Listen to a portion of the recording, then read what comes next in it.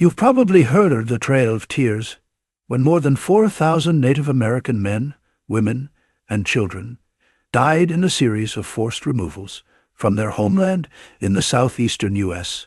to present-day Oklahoma. They were members of the Cherokee, Seminole, Muscogee, Chickasaw, and Choctaw nations. But there was another trail of tears less remembered. It's the Sandy Lake tragedy of 1850. Hundreds of Ojibwe people died as the U.S. government tricked them into leaving their homes in the upper Great Lakes and traveling to northern Minnesota. Ojibwe stories, passed down over generations, say the west side of Big Sandy Lake appeared white from a distance in the summer of 1851, like it was covered in snow. But guess what? It wasn't snow.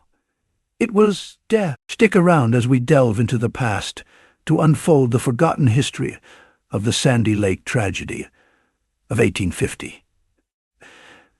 As you watch this video, help us hit the like button, subscribe, and turn on the notification bell.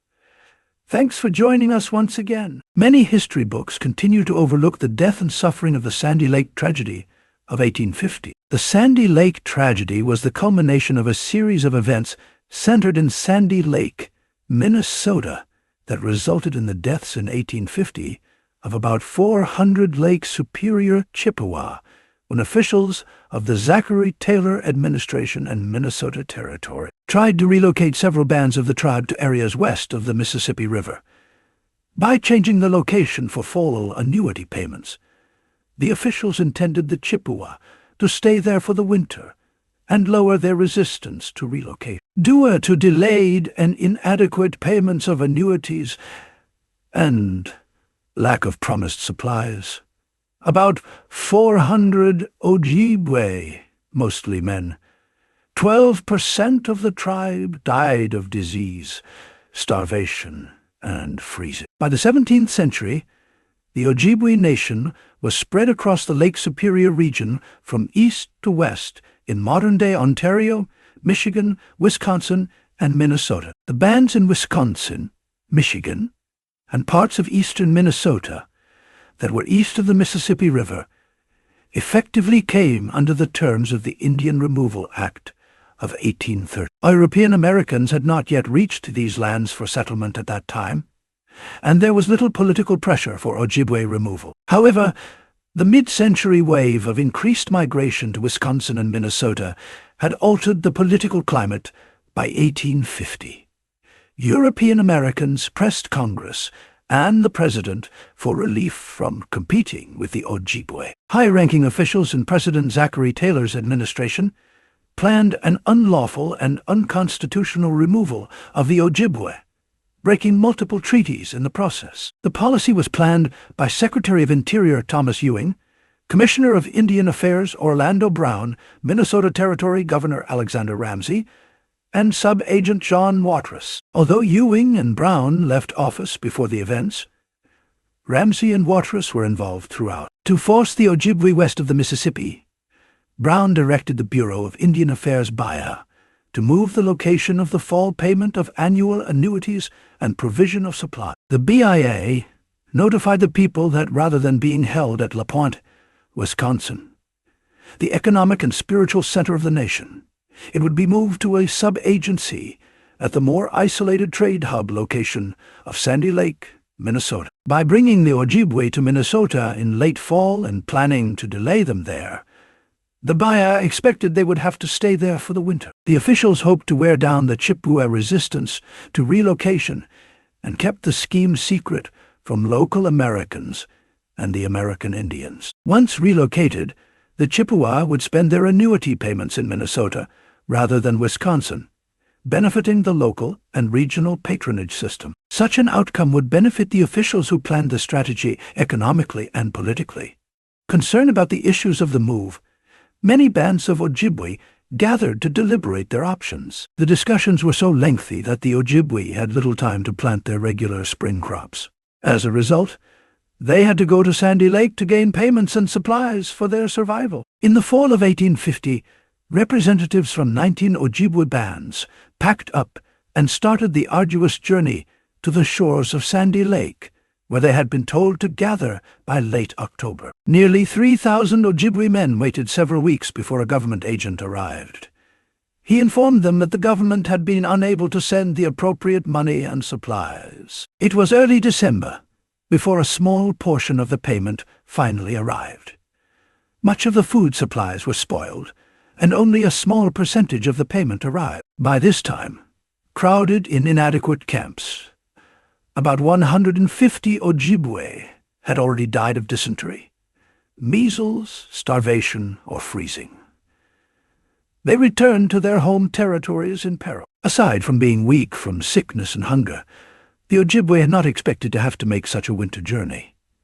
As a result, 200 to 230 more Ojibwe died before reaching their homes by the following January. As a result of this tragedy, the Lake Superior Chippewa bands, under the leadership of Chief Buffalo of La Pointe, pressed President Millard Fillmore to cancel the removal order. Many of the United States public were outraged about the government's treatment of the Ojibwe and supported the end of removal. Chief Buffalo called on Wisconsin residents to support their efforts to stay in the territory. Not wanting to live with Indians among them, European Americans encouraged the establishment of Indian reservations. Chief Buffalo, followed by more than 24 other tribal leaders and members meeting at La Pointe, signed this letter to the President on November 1851. To the Honor Luke Leah, Commissioner of Indian Affairs, Washington, D.C.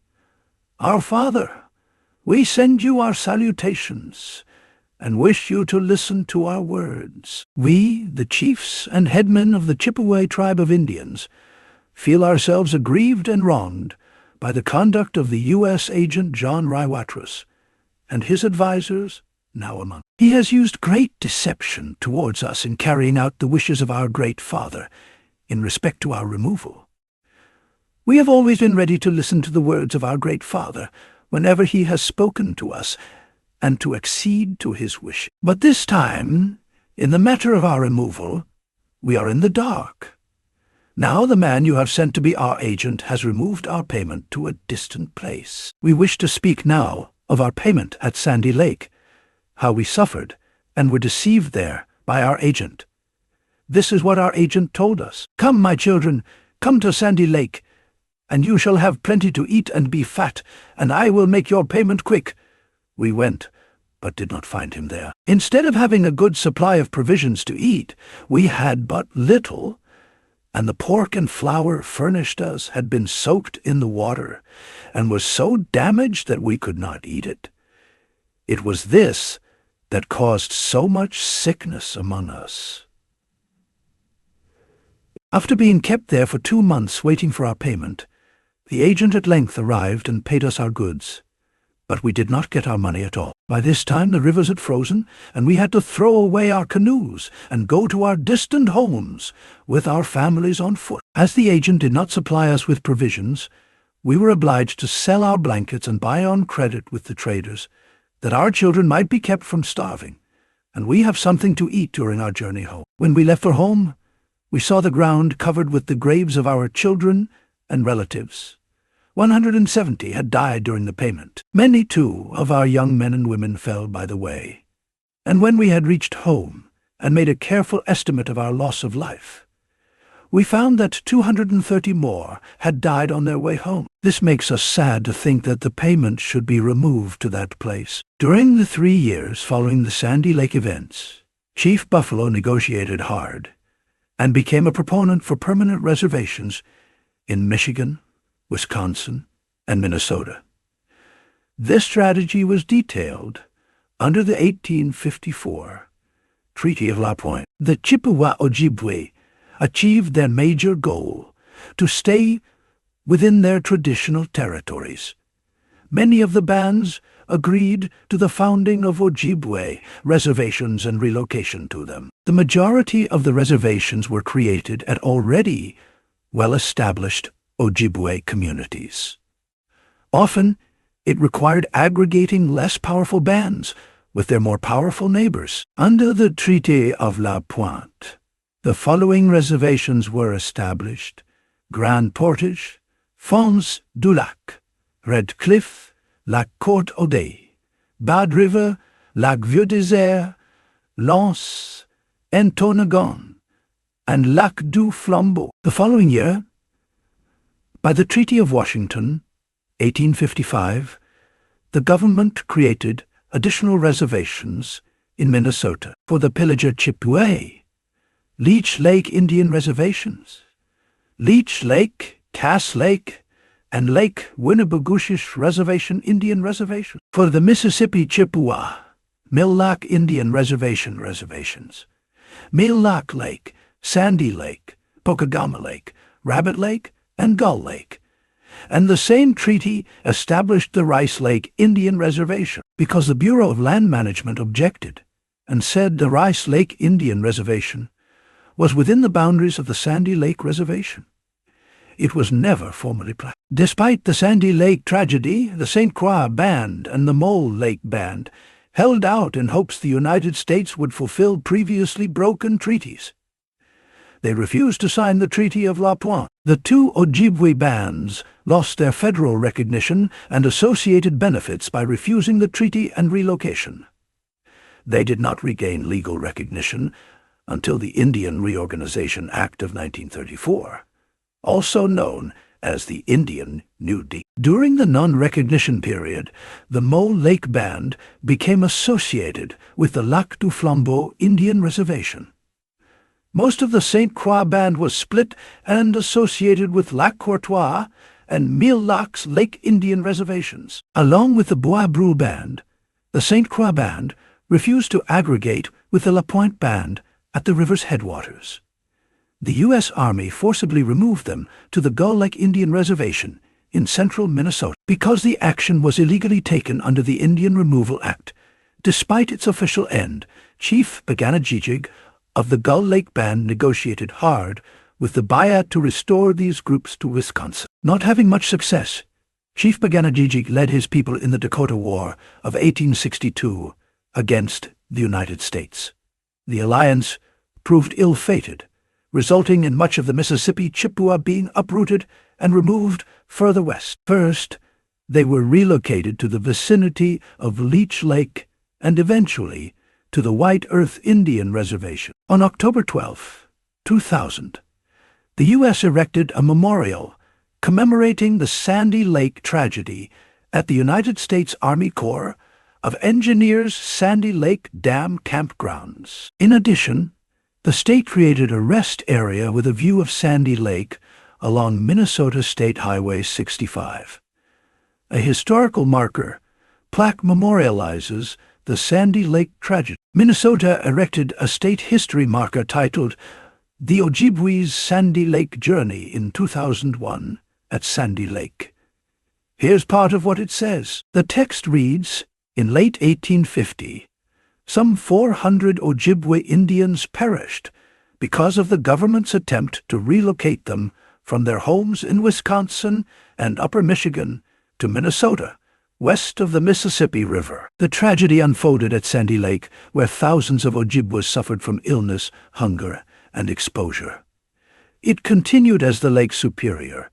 Ojibwe made a difficult journey home. In the 1840s, Minnesota politicians began pressuring the U.S. government to remove Ojibwe people from lands the government claimed they had ceded or given up in 1837 and 1842 treaty. Territorial Governor Alexander Ramsey and others claimed they acted to ensure the security and tranquility of white settlements, but their true motivation was economic. If Indians were moved from Wisconsin and Upper Michigan onto unceded lands in Minnesota, local traders could supply the annuity goods the government had promised to provide to the Ojibwe under the treaties, and they could trade with the Ojibwe themselves. Minnesotans could also build Indian agencies and schools in return for government funding and jobs.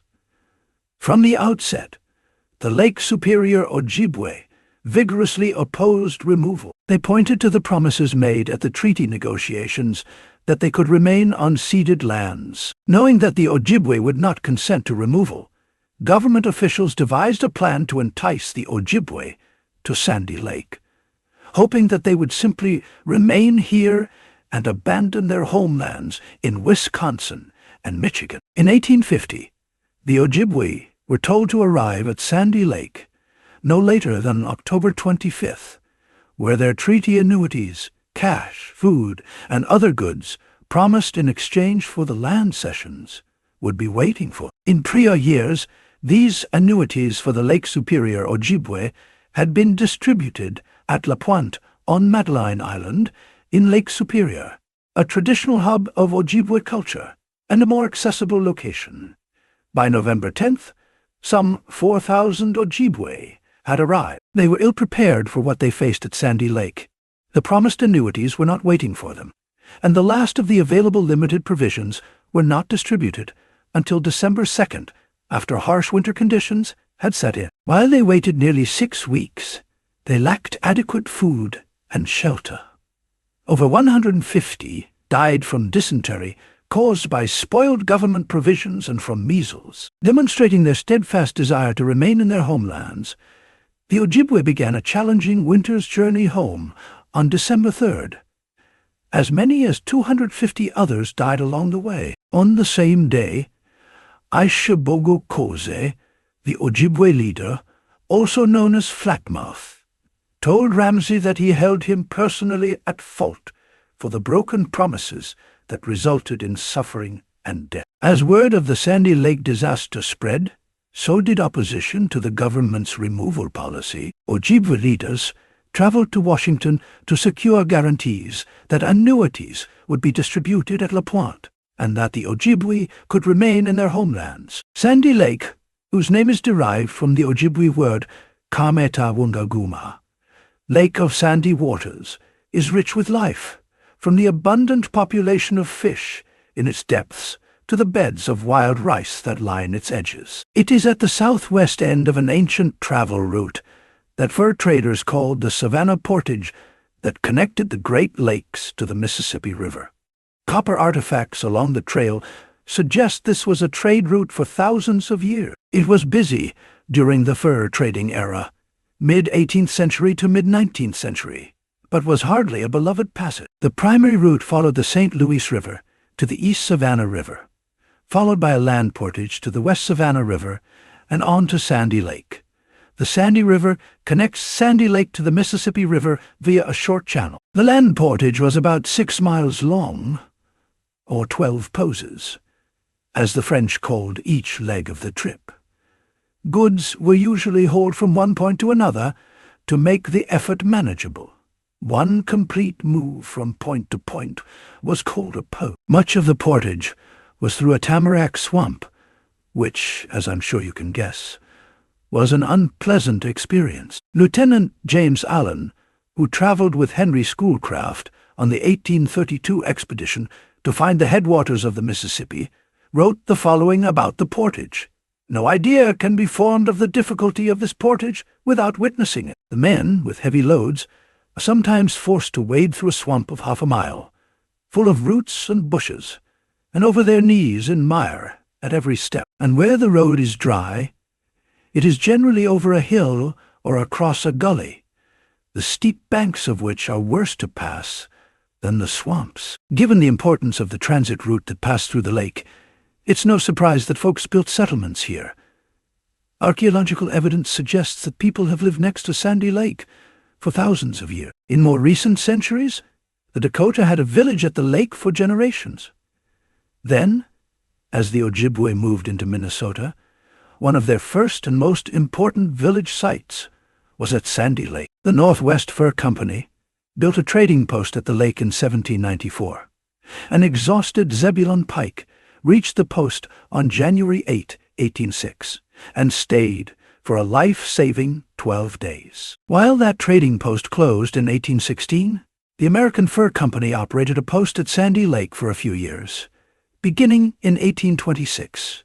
By the mid-17th century, the world was changing for Native Americans east of the Mississippi River. In 1850, President Zachary Taylor ordered all Ojibwe in Michigan, Wisconsin, and Minnesota removed to Sandy Lake.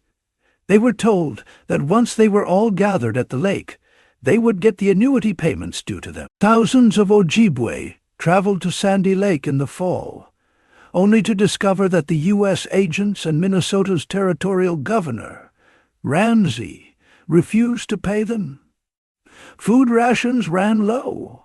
Much of it was tainted anyway. Hundreds died from dysentery and other diseases, and the surviving Ojibwe had to travel back to their communities in the middle of winter. Despite many attempts over the years to move them out, a community of Ojibwe has continued to live at Sandy Lake, today on a 32-acre tract officially recognized as reservation land. At the end of the 19th century, Congress authorized the construction of a dam at Sandy Lake as part of the Headwaters Dam Project, which aimed to raise water levels on the Mississippi River south of the Twin Cities. The first dam, a wooden structure, was completed in 1895 and included a lock so steamboats supplying the logging camps in the Sandy Lake area could get through. A concrete dam replaced the wooden one in 1911. By the early 20th century, Sandy Lake became the scene of a vibrant vacation business with many small family-run resorts around the lake. Sandy Lake today still has that dam, a small community of Ojibwe, and lots of fish and wild rice. But those small resorts are gone, replaced by expensive vacation homes that now surround the lake. This place, even in the 21st century, has a certain magic that compels people who visit it to stick around for a while. And with that, we wrap up today's episode. Thank you for joining us once again.